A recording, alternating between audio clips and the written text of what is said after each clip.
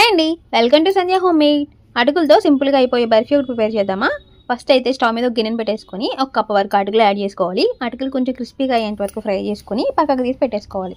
తర్వాత సేమ్ గిన్నెలోకి ఒక స్పూన్ వరకు నెయ్యి యాడ్ చేసుకొని కొన్ని జీడిపప్పు యాడ్ చేసుకొని గోల్డెన్ కలర్ వచ్చేంత వరకు ఫ్రై చేసుకొని పక్కకు తీసి పెట్టేసుకోవాలి. సేమ్ గిన్నెలోకి మనం ఎంత క్వాంటిటీ అయితే అటుకులు తీసుకున్నామో సేమ్ క్వాంటిటీలో బెల్లం యాడ్ చేసుకోవాలి. దాంట్లోకి ఒక 2 స్పూన్ల వరకు వాటర్ యాడ్ చేసుకొని బెల్లాన్ని కరిగించుకోవాలి. బెల్లం కరిగేలోపు ఈ ఫ్రై చేసుకున్న అటుకుల్ని ఒక మిక్సీ జార్లోకి వేసేసుకొని పౌడర్లా మిక్సీ పట్టుకోవాలి.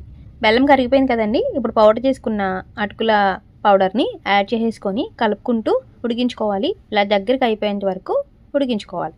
ఇలా దగ్గరికి అయిన తర్వాత ఒక ప్లేట్కి కొంచెం నెయ్యి అప్లై చేసేసుకొని ఈ స్వీట్ని కూడా యాడ్ చేసేసుకొని ఈవెన్గా స్ప్రెడ్ చేసుకోవాలి. తర్వాత మనకి కావాల్సిన షేప్లోకి కట్ చేసుకోవాలి. నేనైతే ఇలా స్క్వేర్ షేప్లో స్ప్రెడ్ చేసుకొని కట్ చేసుకున్నాను. షేప్ అయితే మీ ఇష్టం అండి, ఎలా అయినా కట్ చేసుకోవచ్చు. వేడిగా ఉన్నప్పుడే కట్ చేసేసుకొని మనం ఫ్రై చేసుకున్న జీడిపప్పు ఉంది కదండి, ఆ జీడిపప్పుని ఇలా పైన స్టిక్ చేసుకోవడమే. ఒక 5 నిమిషాల తర్వాత మనకి బర్ఫీ స్టిక్ అవ్వకుండా వచ్చేస్తుంది అనమాట. టేస్ట్ కూడా అంతే బాగుంటుంది. చాలా సింపుల్గా ప్రిపేర్ చేసుకోవచ్చు. మీరు కూడా ట్రై చేసేయండి.